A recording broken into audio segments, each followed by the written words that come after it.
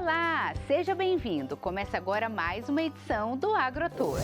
No programa de hoje você vai ver um campo repleto de girassóis que rende belas fotos. Confira também a criação de aves exóticas em São Mateus do Sul. E no quadro Inova você confere um sistema de irrigação inteligente que economiza água. Fique com a gente, o AgroTour está no ar.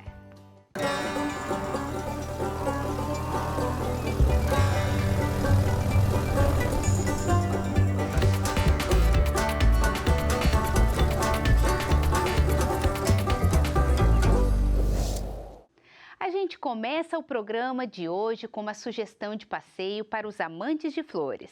Um mini campo de girassóis na região metropolitana de Curitiba. O local é um ótimo destino para quem deseja tirar fotos em meio à natureza. Quem não gosta de uma foto bonita em um lugar diferente? Em tempo de redes sociais, o desejo pelo clique perfeito é o sonho da maioria. A Fernanda encontrou neste campo de girassóis o local ideal para fotografar a Letícia. Eu conheci o campo pelo Instagram, na verdade eu estou sempre procurando lugares diferentes para os meus clientes para fazer foto, né? Porque cada um tem um estilo diferente, gosta de um lugar diferente. E aí quando a gente viu que tinha a oportunidade de agendar um ensaio aqui, né? Aí resolvemos vir, assim, no horário que desse. Quem puder, tiver a oportunidade de conhecer, super recomendo porque é lindo mesmo. Localizado na colônia Murici, em São José dos Pinhais, o espaço foi criado pela Isabela, que adora a flor. Ela gosta tanto de girassol que fazia questão do ensaio fotográfico para o casamento ser feito em um campo florido assim. E como não encontrou nenhum nas proximidades, ela criou o próprio, em 1.000 metros quadrados e com a ajuda dos sogros, que são produtores rurais. A Isa plantou as primeiras sementes em outubro do ano passado. Tive a ideia de fazer o campo de girassol para um ensaio fotográfico de casamento, que vai ser no próximo ano. Eu queria um espaço pequeno para fazer as fotos, a gente até cogitou a ideia de ir para um lugar mais longe, mas como eles são produtores de leite, a gente não consegue viajar para lugares longes para fazer a foto. Então a gente resolveu plantar nesse pequeno espaço, no início de janeiro, e a nossa foto deu super certo e várias pessoas viram e começaram a procurar porque também gostavam da flor e queriam fazer ensaio. A gente não tem plantação de girassol aqui na região e nem próximo de Curitiba. Tem em Maringá, que eu sei, em Joinville, que são lugares longes para a gente viajar só para uma foto. Então a gente resolveu fazer a plantação aqui com a flor que eu mais gosto. O que era para ser somente um cenário para Isa tirar as fotos com o noivo, se tornou uma nova fonte de renda para Isabela, que era recepcionista e perdeu o emprego durante a pandemia. Hoje, aqui no campo de girassóis, ela recebe pessoas dos mais diferentes tipos, que assim como ela, querem ter uma lembrança registrada neste lugar tão bonito. O pessoal vem de todo lugar para tirar as fotos aqui. Ensaio de gestante, muito procurado. Ensaio de casamento, de noiva, de criança, aniversário. Todo tipo de ensaio eles vêm fazer. Para aproveitar a florada, que é tão curta, são apenas 30 dias, os clientes não param de chegar. Por semana, a Isa tem cerca de 250 agendamentos. Pessoas como a Letícia, que completou 18 anos e ganhou um ensaio fotográfico de presente. Para mim está sendo bem especial, porque foi um presente da minha madrinha fazer essa sessão de fotos aqui. Ela queria me dar um presente que não fosse um objeto ou algo que eu pudesse descartar, mas sim algo que ficasse na minha memória. Quem fez o ensaio da Letícia foi a Jussiane, que é fotógrafa há 15 anos e perdeu muitos trabalhos durante a pandemia. Foram os girassóis que ajudaram a vida dela a florir de novo. Por causa da pandemia, a maioria dos fotógrafos que atendem eventos ficaram sem trabalho algum, né? E 80% era evento, eu tenho estúdio, mas os meus maiores clientes eram de eventos. E daí, quando a gente descobriu o campo de girassóis e começou a divulgar para as clientes, foi muito produtivo o mês de janeiro. Em Curitiba nunca teve um campo de girassol, né? Normalmente só lá em São Paulo, acho que em Joinville tem um parque. Quando elas souberam do girassol, realmente todo mundo quis vir fazer.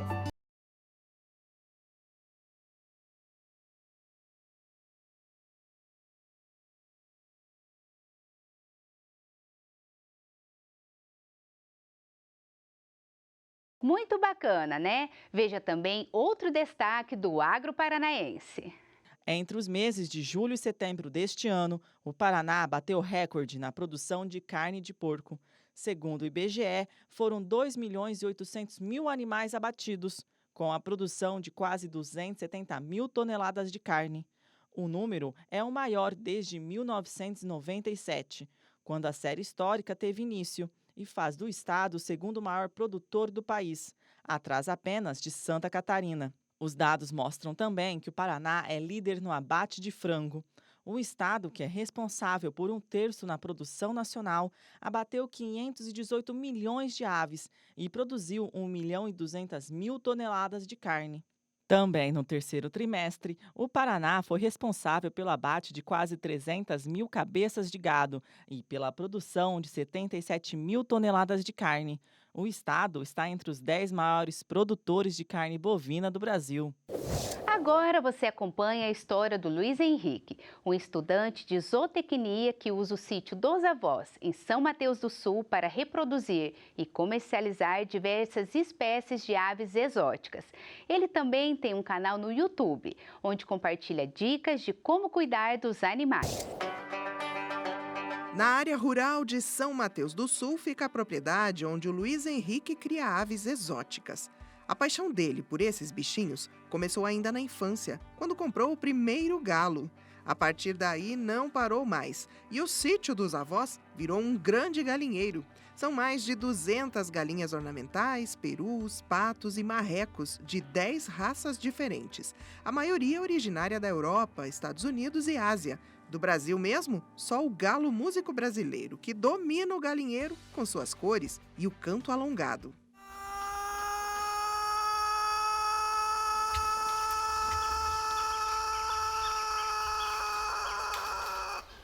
O marreco de pompom também faz sucesso por aqui. A plumagem na cabeça é resultado de uma mutação genética, mas o carro-chefe da propriedade são as galinhas ornamentais.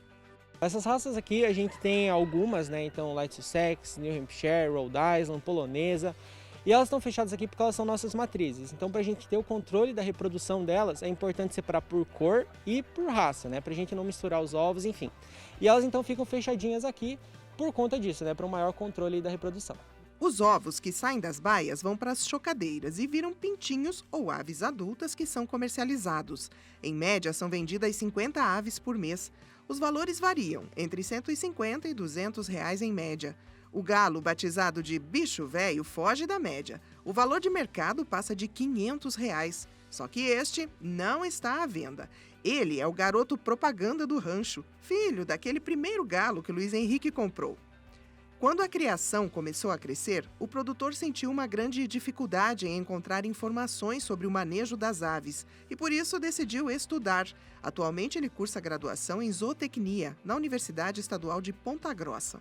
O meu trabalho de conclusão de curso é o curso de zootecnia e eu quero poder usar essa oportunidade que eu tenho de estar fazendo essa pesquisa para trazer uma visibilidade maior para o nicho. Então, quantificar o número de criadores, como que eles estão e também trazer essas informações para as pessoas.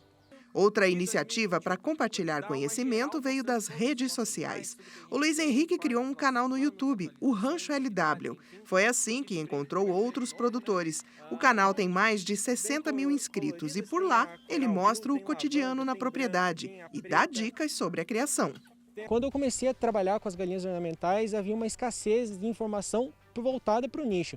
Então, isso também me motivou e impulsionou meu canal do YouTube para que o que eu fosse aprendendo, tanto na prática quanto na parte teórica e científica, através da universidade, eu pudesse aplicar e dividir com as pessoas. E através disso também a gente foi criando uma comunidade de outros criadores que também tinham esse viés para passar as informações realmente para as pessoas, né?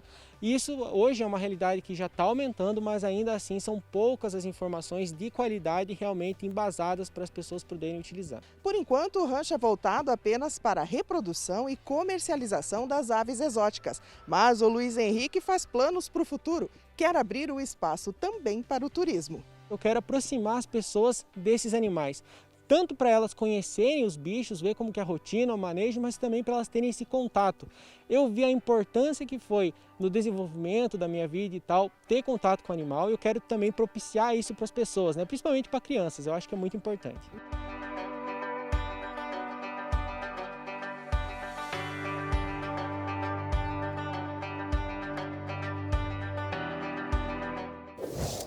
No próximo bloco, você fica com o quadro Inova e mais notícias importantes do setor agropecuário paranaense. Não perca, é daqui a pouquinho.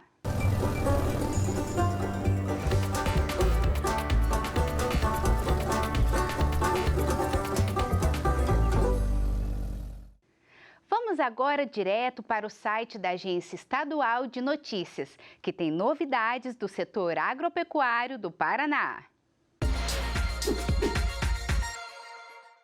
Laboratório do Estado é pioneiro no uso de técnica molecular no diagnóstico da raiva. O chamado PCR em tempo real para herbívoros foi desenvolvido pelo Centro de Diagnóstico Marcos Henriette, que faz parte da Agência de Defesa Agropecuária do Paraná, a ADAPAR. A nova técnica aumenta a capacidade de testagem, permite resultados mais rápidos e precisos e põe fim ao uso de animais. Além da raiva, outros diagnósticos estão em implantação, como da influenza A e da doença de Newcastle. No site da Agência Estadual de Notícias você confere mais informações. Mesmo com o aumento do nível dos reservatórios e o fim do rodízio em algumas regiões do estado, economizar água é sempre um bom negócio, né? Pensando nisso, um grupo de estudantes de engenharia elétrica da PUC Paraná fez um projeto de conclusão de curso, com uma opção inovadora para o processo de irrigação. Confira!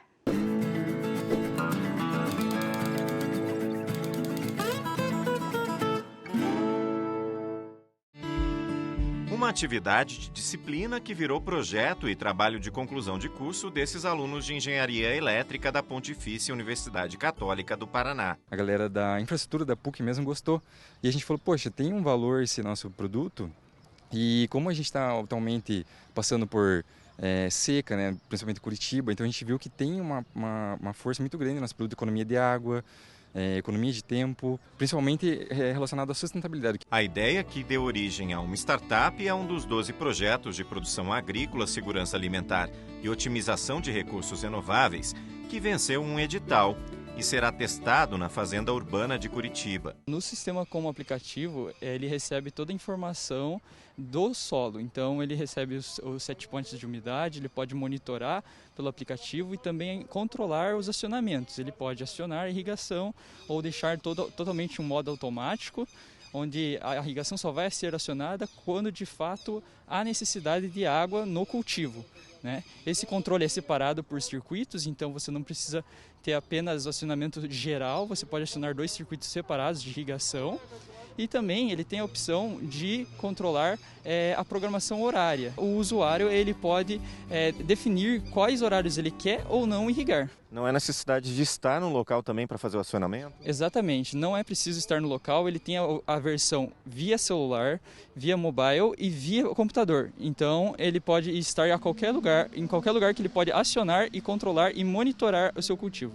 Isso também pode se aplicar não só a propriedades, mas também a hortas domésticas? Exatamente. A gente pode utilizar ele em hortas domésticas, como você falou, em residências, em empresas, em agricultores em geral, onde tem uma área de atuação maior. Pode ser para qualquer pessoa. O uso desse aplicativo ele é importante para o uso racional da água, porque são sensores espalhados no canteiro que vão dizer para mim a quantidade de água que tem e por espécie plantada. Então eu vou poder adequar para cada canteiro, para cada cultura e cada época do ano a real necessidade de água daquela cultura. Então isso representa um uso dirigido e racional. E também para que não tenha excesso de umidade em algumas plantas, então também é uma forma que as plantas fiquem sadias. Então sanidade da plantação e também uso racional e ecológico da água.